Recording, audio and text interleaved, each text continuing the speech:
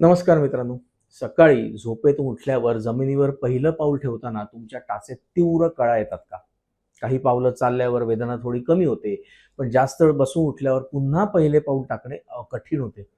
असे जर असेल, जर तुमचे त्याचे उत्तर हो असेल, तर या समस्येला वैद्यकीय भाषेत प्लॅन्टर फेशियाटिस म्हणतात किंवा सामान्य भाषेत टाचदुखी असे म्हणतात. तर हा व्हिडिओ त्याच्यासाठी नक्की बघा. टाचदुखीची मुख्य कारणे काय? तर या वेदनेची मुख्य कारणे असतात प्लॅन्टर फेशियाटिस. आपल्या पायाच्या तळव्याला आधार देणारा एक जाड पडदा म्हणजे फेशिया असतो. जेव्हा या पडद्याला किरकोळ दुखापतीमुळे सूज येते किंवा वेअर अँड टेअरमुळे सूज येते, तेव्हा तळपायाच्या मध्यभागी किंवा टाचेच्या खाली तीव्र स्वरूपाच्या वेदना होतात. अकायलिस टेंडिनोसिस आपल्या पायाच्या मागच्या बाजूला पिंढऱ्यांचे स्नायू, टाचेला ज्याच्या हाडाला जेव्हा जोडणारा एक मोठा स्नायूबंध असतो म्हणजे टेंडन असतो.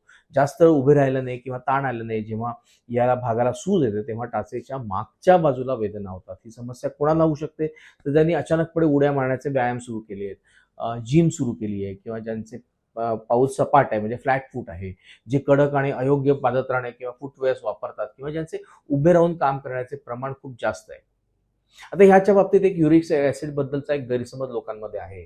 अनेक रुग्णांचा असा गैरसमज असतो की टाचदुखी म्हणजे शरीरात युरिक ऍसिड वाढले आहे. ते वारंवार युरिक ऍसिडच्या चाचण्या करतात, पण लक्षात ठेवा युरिक ऍसिड वाढल्यामुळे होणारा त्रास म्हणजे गाऊट हा सहसा पायाच्या अंगठ्यामध्ये होतो, टाचेमध्ये नाही. त्यामुळे टाचदुखीचा आणि युरिक ऍसिडचा थेट संबंध असणे अत्यंत दुर्मिळ आहे. घरगुती उपायांनी आणि व्यायामांनी इनिशियल स्टेजेसमध्ये याला फार चांगला फायदा होतो. जरी समस्या त्या सुरुवातीच्या काळात असेल म्हणजे अर्ली स्टेजमध्ये असेल, तर तू काही सोप्या उपायांनी ती पूर्णपणे बरी होऊ शकते. योग्य पादत्राणे वापरा, म्हणजे फुटवेअर्स वापरा. घरात आणि बाहेर अनवाणी पायांनी चालू नका. मऊ स्लीपर वापरा. मऊ सोल असलेल्या चपला वापरा. जेलचे हील पॅड मिळतात ते वापरा. चपलेचा आत वापरण्यासाठी मिळणारे सिलिकॉन किंवा जेल पॅड्स वापरा, ज्यामुळे टाचेवरती येणारा दाब कमी होतो. कोमट पाण्याचा शेक घ्या. दिवसातून 10 ते 15 मिनिटे पाय कोमट पाण्यात ठेवा. स्ट्रेचिंगचे व्यायाम करा. सकाळी उठल्या उठल्या बेडवरती पायाचे पंजे आणि तळव्याचे स्नायू ताणण्याचे व्यायाम करा. एक टॉवेलचा रोल करा आणि त्यांनी पाऊल ओढण्याचा प्रयत्न करा, ज्याने ताण येईल. टाचेवरती मसाज करा. पण जर तुमची ही टाचदुखी 3 ते 6 महिन्यापेक्षा जास्त जुनी असेल आणि ती व्यायामाने बरी होत नसेल, तर त्यावर आधुनिक उपचार उपलब्ध आहेत.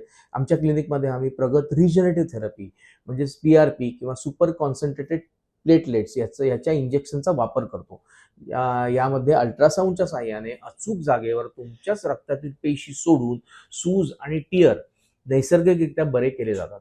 त्यामुळे वेदना अंगावरती काढू नका. जर तुमच्याही टाचेला दुखत असेल आणि तो टाचदुखीचा त्रास असेल, तर आजच आमच्या स्पाइन अँड पेन मॅनेजमेंट क्लिनिकशी संपर्क साधा. हा व्हिडिओ लाईक करा, शेअर करा आणि चॅनलला सबस्क्राईब करायला विसरू नका.